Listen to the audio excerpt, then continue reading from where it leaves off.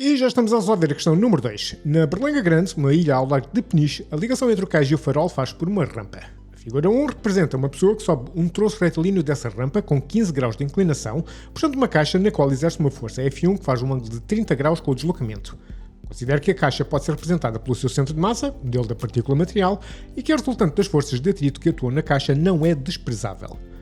2.1.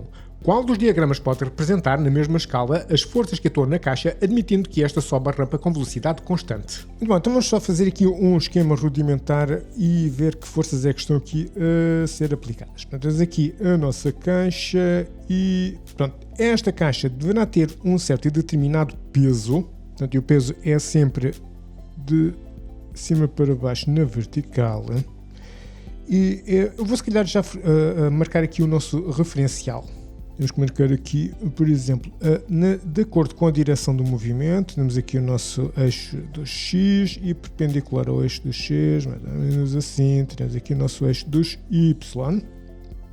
E agora eu vou projetar a nossa força peso em cima destes eixos, portanto fica que aqui tenho o meu peso segundo Y, e depois aqui tenho o meu peso segundo X, Portanto, e esta força está aqui marcada em todos os nossos esquemas. Portanto, aqui até agora tudo bem, não há problema. Depois temos a nossa força F1, que também está assim, sempre aqui marcada, F1, sempre mais ou menos com o mesmo comprimento. E eu vou se calhar marcar para assim, cá está assim. Ora, isto vai ser a nossa força F1, que vou fazer exatamente a mesma coisa. Vou decompor numa componente segundo X e uma outra segundo Y. Ficamos com F1X e F1Y. E agora temos que marcar a nossa reação normal.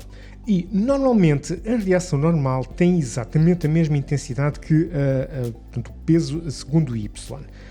Porque a componente peso segundo Y é que vai fazer com que o corpo exerça uma ação sobre este plano inclinado e, portanto, essas duas forças têm de ser iguais. No entanto, aqui nós temos aqui uma situação ligeiramente diferente. É que muitas vezes nós temos a força a puxar já na própria direção do movimento. Aqui temos uma força que não tem a direção do movimento e, portanto, tem uma componente segundo o movimento e uma componente também perpendicular. E, portanto, a força a reação normal vai ser modificada pelo facto de eu ter aqui uma força, portanto, ou seja, a ação que o bloco exerce sobre este plano inclinado, vai ser diminuída por precisamente esta força segundo Y. Okay? E, portanto, esta força segundo Y, mais uma certa determinada reação normal, que eu vou colocar aqui assim, estas duas forças juntas é que vão ser exatamente iguais ao peso segundo Y. Para quê? Para que a componente segundo Y seja zero, porque se a componente segundo Y não for zero, o bloco das duas uma ou levanta voo ou vai afundar-se sobre o nosso plano inclinado. Nós não queremos isso. Queremos que o único movimento seja de acordo com a direção X. Assim, a soma vetorial destas duas forças, as forças 1 segundo Y e a reação normal, juntas têm que ser em módulo igual ao peso segundo Y, por um lado. Por outro lado, também me dizem que este bloco sobe com velocidade constante. Velocidade constante implica aceleração nula. A aceleração nula implica que a resultante das forças segundo a direção X é zero. E, portanto, mais uma vez, nós queremos que as forças que puxam para cima, portanto, no sentido positivo do eixo do X, sejam iguais àquelas que puxam no sentido negativo do eixo do X.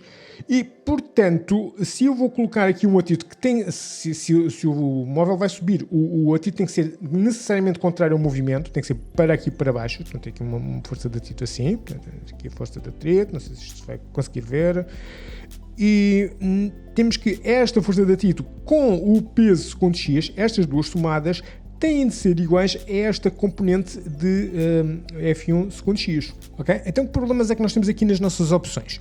Por exemplo, nas opções B e D, eu estou a verificar que esta força estas reações normais são demasiado intensas. Ou seja, quando eu faço a projeção daqui do peso, segundo aqui o nosso eixo do X, vai dar mais ou menos assim, nós já estamos a verificar, aqui em D exatamente a mesma coisa, nós já estamos a verificar que Mais coisa, menos coisa, esta intensidade em módulo é igual, portanto, é muito parecida com esta. Portanto, e depois ainda tem de acrescentar aqui a componente Y da força F1, portanto, e estas duas forças juntas é que têm que ser iguais em módulo ao peso segundo Y.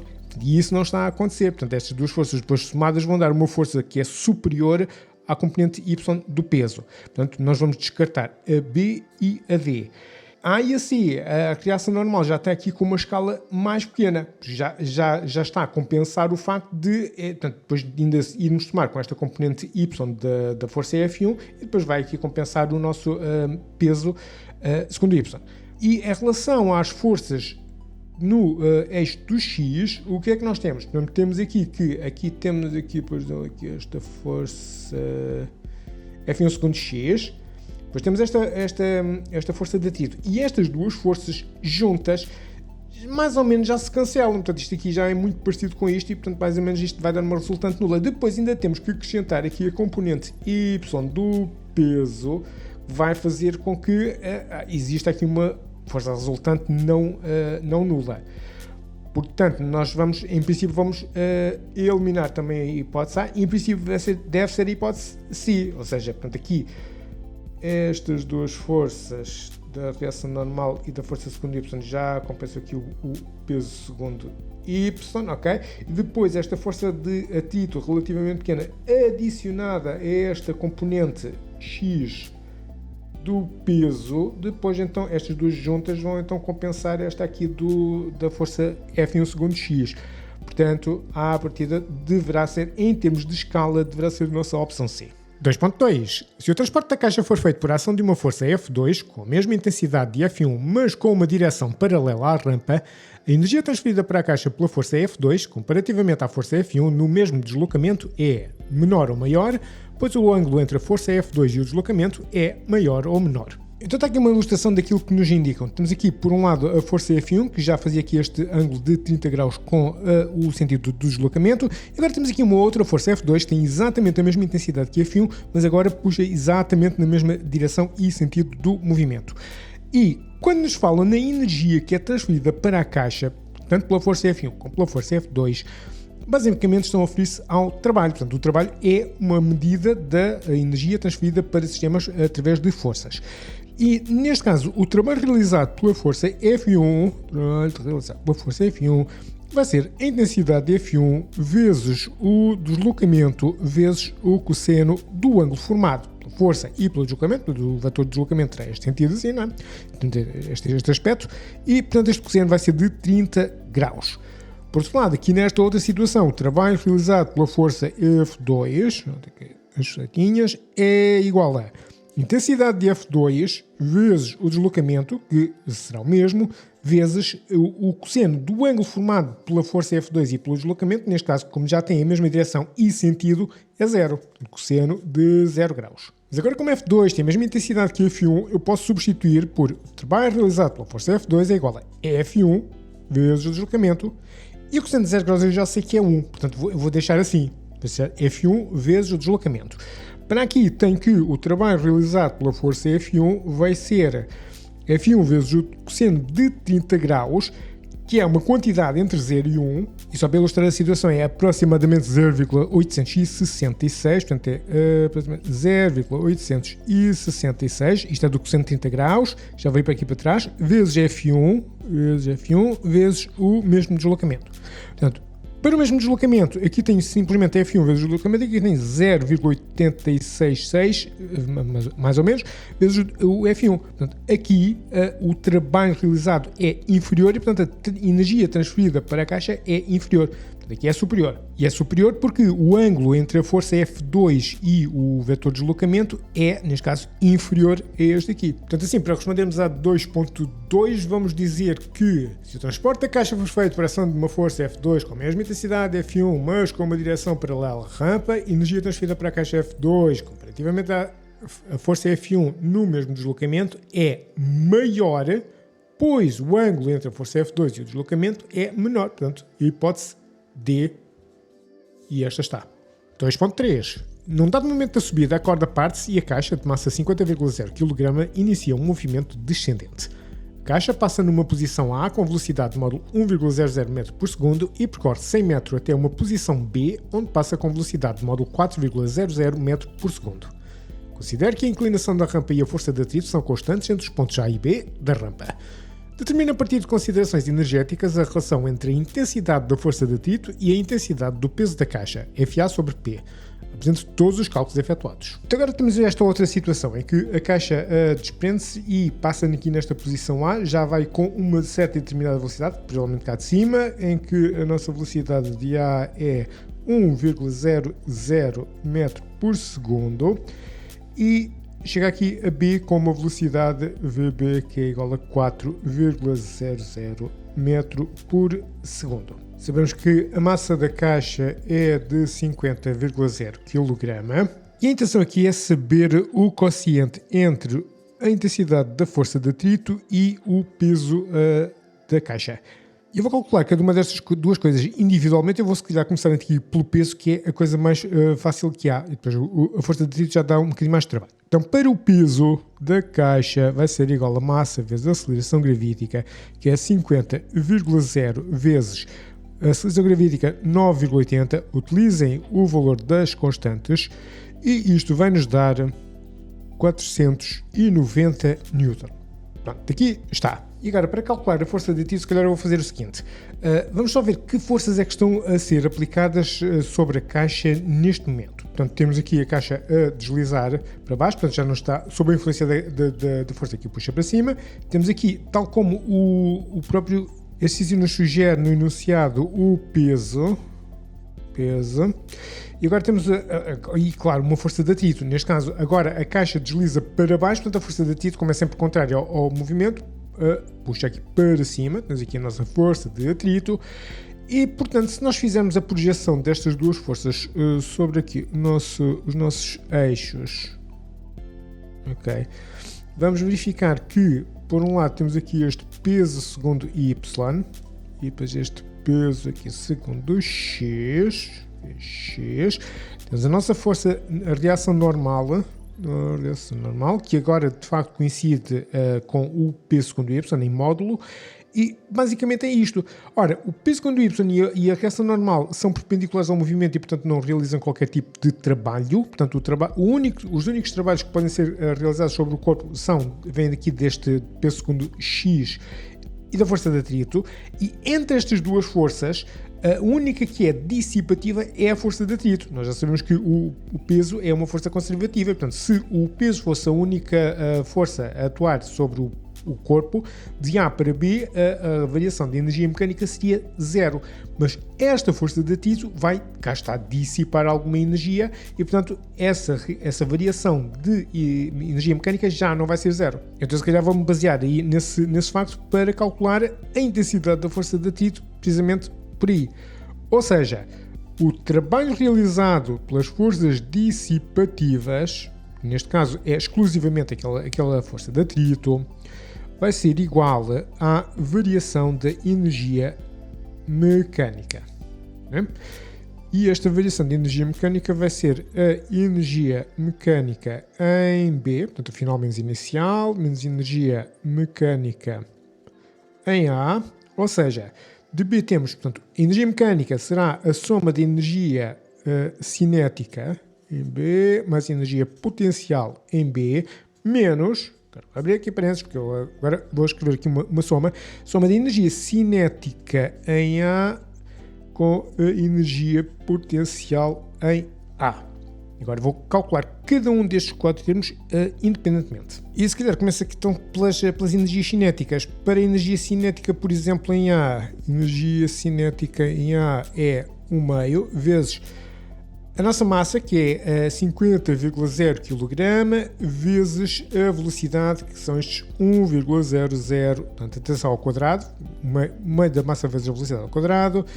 Isto de qualquer forma vai dar 1,00, 50 dividido por 2 dá 25,0 Joule. A energia cinética no ponto B há de ser a mesma fórmula, 1/2 vezes 50,0, só que agora a velocidade é 4,0 vezes 4,00 ao quadrado, que dá 16, a melhor pôr na máquina, isto vai dar 400 Joule, ok. E agora, para as energias potenciais, nós sabemos o seguinte. Não sabemos qual é a altura do ponto A nem a altura do ponto B. A única coisa que nós sabemos é que de A para B ocorre aqui um deslocamento de 100 metros, que é 100 metros, e já sabíamos cá de cima que este plano inclinado faz um ângulo de 15 graus com a horizontal. A partir daqui, se calhar eu vou fazer o seguinte. Vou designar que a energia potencial no ponto B, vou indicar que isto vou convencionar que aqui é o nível 0 metro, ok? E portanto é massa vezes a aceleração gravítica vezes 0, e portanto está 0 Joule. Vou só calcular a energia potencial gravítica de A em relação a este nível do ponto B. E para aqui, por trigonometria, portanto sabendo que isto aqui é um ângulo de 15 graus, eu quero esta altura aqui, e eu já sei que o seno de 15 graus será o cateto oposto, portanto a altura do ponto A, a dividir por esta hipotenusa, que são estes 100 metros. Nossa altura em A vai ser 100, para passar para aqui a multiplicar, vezes o seno de 15 graus. E agora sai-me daqui. A energia potencial gravítica em A vai ser a massa, 50,0, vezes a aceleração gravítica, mais uma vez, constante da tabela de constantes, vezes esta altura, 100 vezes o seno de 15 graus. E isto vai dar na ordem da casa das dezenas de milhar, e então nós vamos, para conservar aqui os algarismos significativos, portanto este aqui tem 3, aqui tem 3, e então a gente vai dar 3 e isto fica 1,268, vamos dar um de reserva, vezes 10 à quarta Joule. Okay? Muito bom. Então agora, estes valores todos nós vamos então colocar aqui neste cálculo principal. E isto vai ficar então. Ora, energia cinética em B, portanto vai ser as 400, mais energia potencial em B, que é 0, menos energia cinética em A, 25,0 Joule. Este menos com este mais vai passar agora a menos, né? E este valor que acabamos de calcular, 1,268 vezes 10 à quarta Joule. E introduzindo isto tudo na calculadora, vamos ficar com menos 1,231 vezes 10 à quarta Joule. Faz sentido que seja negativo porque isto é uma energia dissipada, portanto o sistema ficou com menos energia quando foi de A para B. Mas isto ainda é só o trabalho realizado pela força dissipativa, que é a mesma coisa que o trabalho realizado pela força de atrito. Então, o trabalho realizado pela força de atrito é a força de atrito vezes o deslocamento vezes o cosseno do ângulo formado pelo vetor de deslocamento, que é de A para B, e o vetor força de atrito, que é contrário. Portanto, é sempre contrário, portanto é sempre questão de 180 graus, que vai dar menos 1, e portanto sai daqui que, portanto isto aqui passa a, corta e passa aqui a menos, né? E a gente quer aqui esta força de atrito. Vamos passar este deslocamento aqui para o outro lado, fica a força de atrito é igual, e vamos passar também o sinal de menos trabalho da força de atrito a dividir pelo deslocamento, ou seja, este trabalho aqui de menos 1,231 vezes 10 à quarta sobre isto já com o sinal de menos atrás, já com o sinal, este sinal de menos. E agora o deslocamento são estes 100 metros sobre 100. Este menos corta com este menos, portanto vai dar que o módulo da força de atrito é de facto positivo, e uma vez que isto é 10 ao quadrado, isto fica 1,231 vezes 10 ao quadrado, 4 menos 2, e isto vem em Newton. Ou se preferirem, como o peso já vem em notação normal, a gente também pode passar isto para notação normal, que é a mesma coisa que 123,1 Newton. E agora, finalmente, o nosso cálculo principal, portanto, a força de atrito, aliás, se calhar vou fazer aqui, a força de atrito a dividir pelo peso vai ser este valor, 123,1 sobre os 490 Newton do peso, 490. E vamos dar 3 algarismos significativos, fica então 0,251. Isto não tem dimensões porque é Newton a dividir por Newton, portanto é adimensional e fica assim. E já agora, se quiserem ajudar os vossos colegas a encontrar mais facilmente o meu canal, subscrevam, deixem um like no vídeo. E se precisarem de explicações, lá em baixo na descrição tem um link para o meu site.